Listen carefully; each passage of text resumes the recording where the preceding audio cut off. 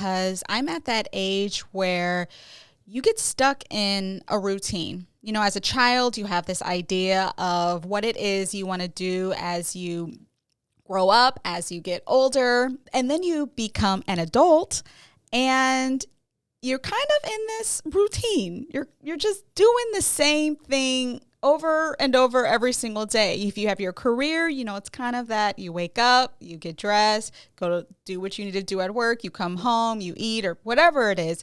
But it seems to be kind of like that same thing. And I know for moms, I call this the mommy life crisis, not midlife crisis, but this is also for people that are dealing with that as well. But the mommy life crisis, before you have kids, you have an idea of like the career you want to do and who you want to be and all of this stuff. And then poof, you like pop out this baby and all of the attention, all of your energy, all of everything goes to this little baby, which is a beautiful thing. You know, it's a beautiful experience, but it takes everything. And, you know, your child grows up, they become more independent. And then you kind of look around like, okay, well, what do I want?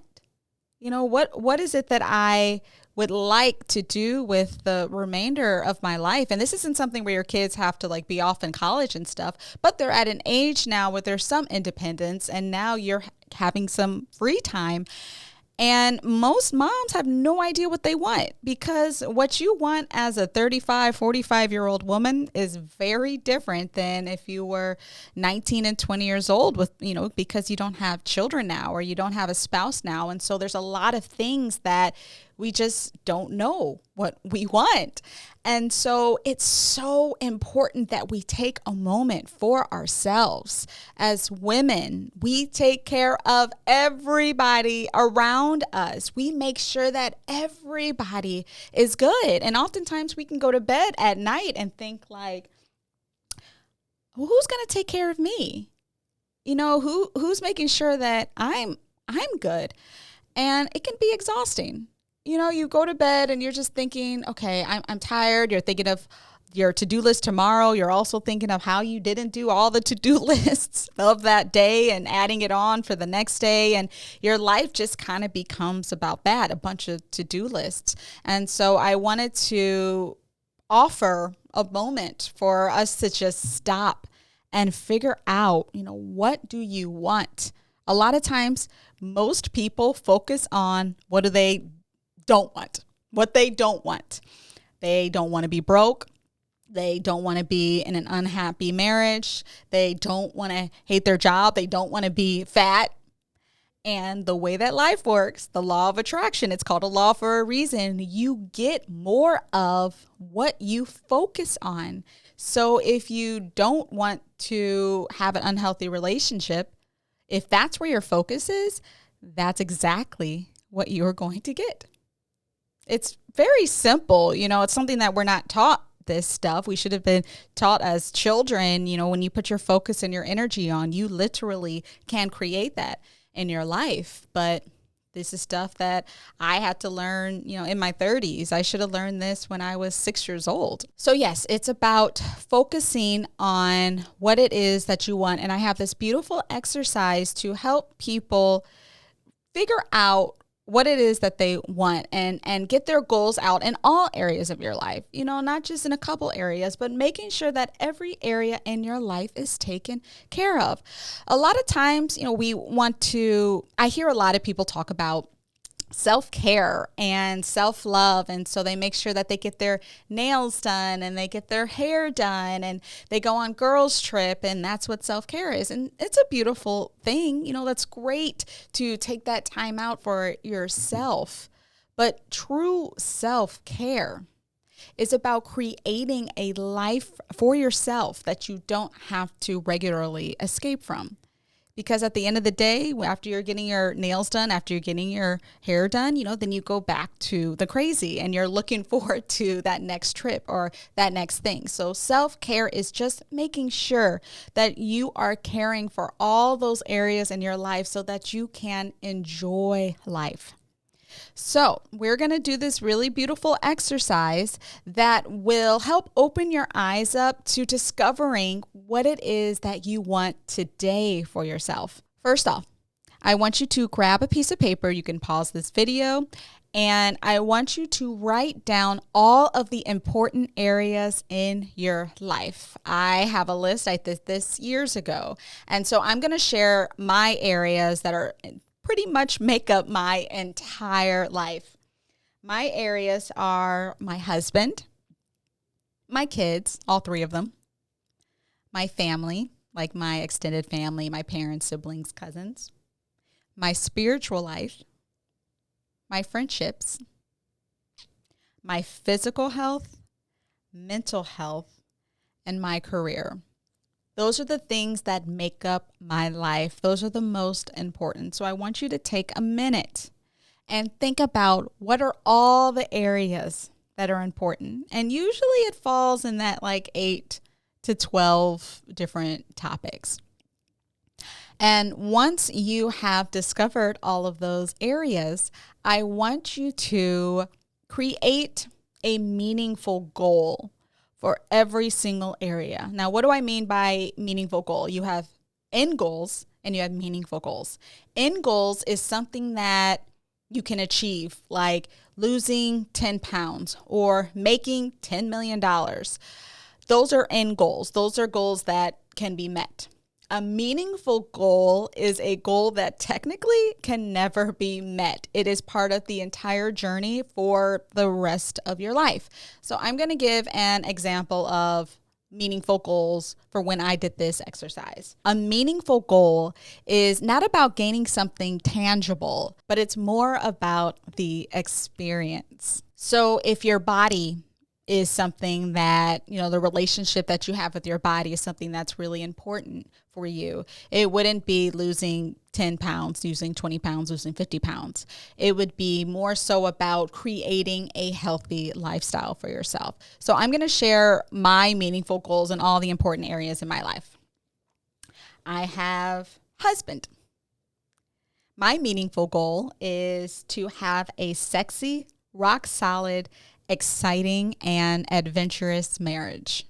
And feel free to copy. If that's something that you want in your marriage, go ahead and copy it. Kids, to be a sensible example of how to live a joyous life. My family, to continuously grow closer and learn from them. My spiritual life, to feel connected and in tune with myself at all times. My friendships, create an environment where my friends feel safe to come to me for anything. Physical health, to have a fit, healthy body. Mental health, to put my needs first.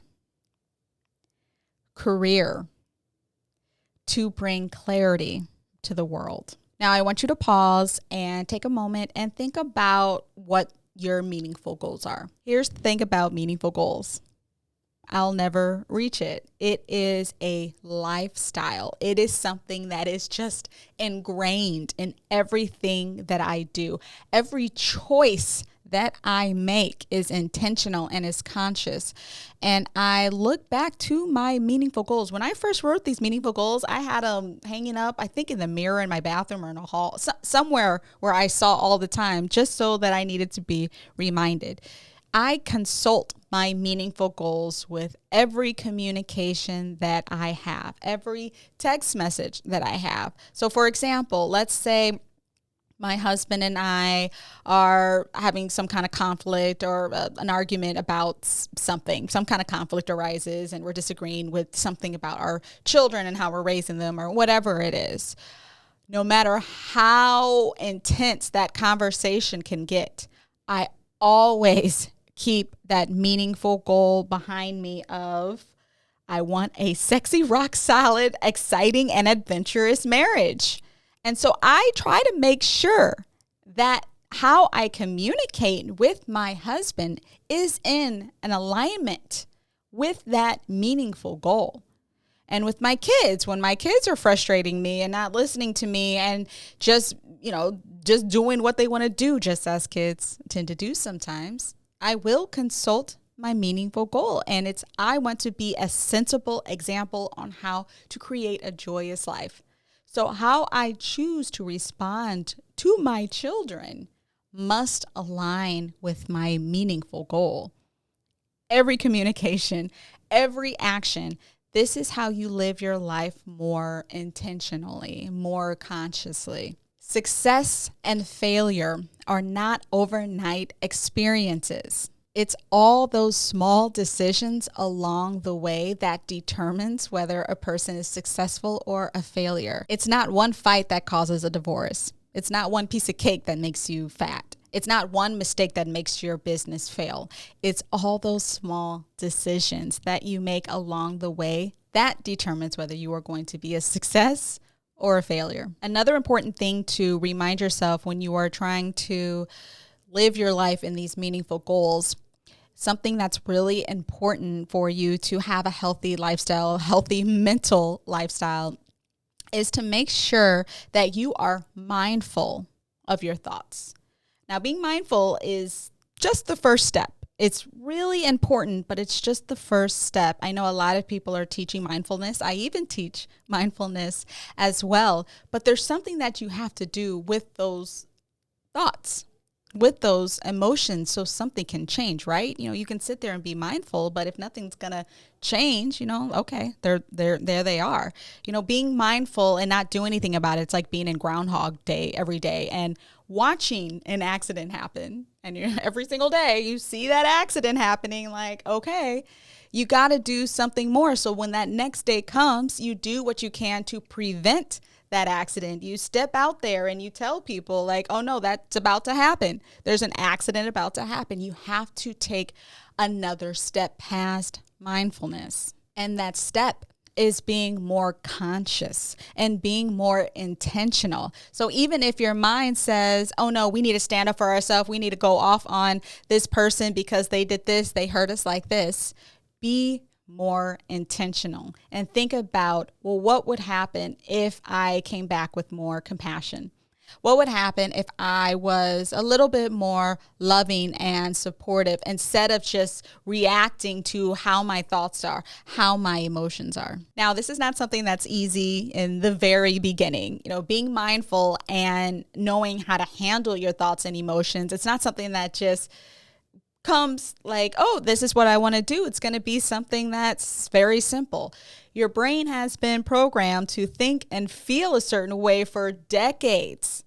So it's going to take a little bit of process for it to realize, oh, we're changing things up. Oh, this is how we're doing it. And there's two really cool ways in which how to reprogram your brain.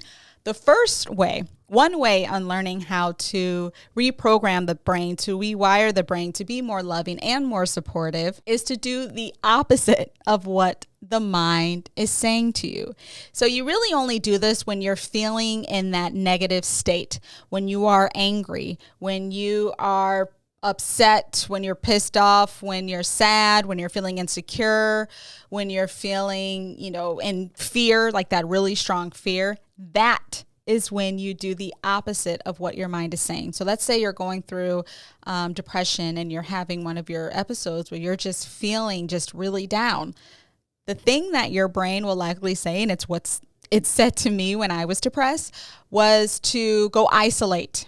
Go be by myself. Nobody wants to be around you anyway. You don't even want to be around you anyway. So go somewhere alone.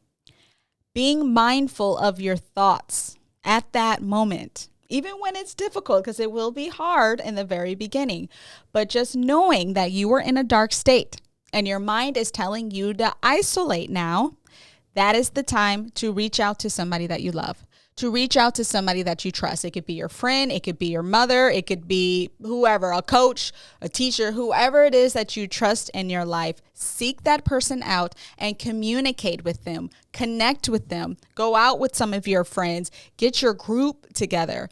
That is how you start to rewire the brain. That is how you start to reprogram the brain, because the brain is learning like, oh, We're doing things differently now. I told you to isolate, and here we are with all your BFFs. Okay, this is what we're doing. And the more that you do that, the more your brain will automatically respond with connecting with somebody and not respond with isolate yourself. Because your brain learned that it needed to isolate itself when it was a child, because that is how the child survived whatever experiences that they were going through, that they needed to isolate themselves.